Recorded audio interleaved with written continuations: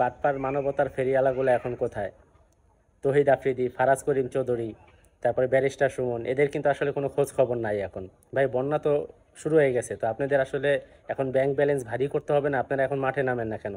কারণ আপনারা আসলে যে কার্যকলাপগুলো কিছুদিন আগে করছেন, এখন যদি আপনারা এই বন্যার জন্য মানুষের পাশে দাঁড়াইতে যান, আসলে মানুষই উল্টা আপনাদেরকে ধাওয়াই দিবে বা আপনাদের তাড়া করবে। তো যাই হোক, তবে আপনাদের তাও উচিত, বা ফেসবুকে একটা পোস্ট করে হলেও উচিত তাদের, আপনাদের, যে মানুষ, বন্যার মানুষের পাশে দাঁড়ানো। বিশেষ করে আমরা দেখছিলাম যখন সিলেটে যখন বন্যা হয়েছিল, তখন কিন্তু তারা কিন্তু সবার আগে আগাই গেছিল, বিশেষ করে তাশরিফ খান ভাই, যদিও এখনো বন্যায় তার অনেক অবদান থাকবে, সে অনেক কাজ করতেছে ভালো ভালো, সেটার জন্য তাকে অনেক অনেক ধন্যবাদ। আমাদের এই যে যে ঢাকায় আমার সিনেমিনি খেলে, ঠিক আছে, তহিদ আফ্রিদি ভাই, তিনি এখন কোথায়? তার কিছু চামচাও ছিল, যেমন বিশেষ করে এই যে রাহি এন্টারটেনমেন্ট, এরা আসলে কোথায়? দিন আগে দেখছিলাম রাহি এন্টারটেনমেন্ট, ও তহিদ আফ্রিদির বিষয় যদি, তার বিপক্ষে যদি কেউ কোনো কথা বলতো, তারে ধুইয়া মুইয়া একাকার করে দিত রাহি এন্টারটেনমেন্ট। এখন সে কোথায়? সে তার বাড়িতে তার 14 লাখ না 15 লাখ টাকার মাছ পুষ্করিণীতে ভাইসে যাইতেছে, সেগুলো সে ভিডিও করতেছে। কই ভাই, বন্যার পাশে তো কোনো মানুষের পাশে এখন দাঁড়াইলেন না, কারণ এখন আপনি তহিদ আফ্রিদি ভাই নাই, এখন আপনার ব্যাংক ব্যালেন্স আপনাদের ভারী হবে না, কেউ টাকা পাঠাবে না বিকাশের নগদের রকেটে, সেটার জন্য আপনারা আর এদিকে আগায় আসতেছেন না।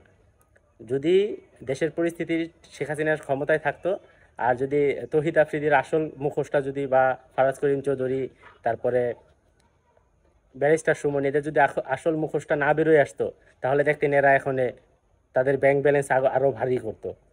আসলে উপরওয়ালা যা করে ভালোর জন্যই করে।